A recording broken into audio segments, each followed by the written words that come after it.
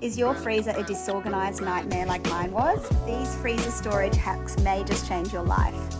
So I spent a long time looking for the perfect size pourers that I could put my frozen peas, frozen berries, mixed frozen vegetables into. They're so easy and you can pour them straight into the pan when you're cooking or put them on your cereal. And then I decanted everything. If you need instructions, you can cut them out and pop them in.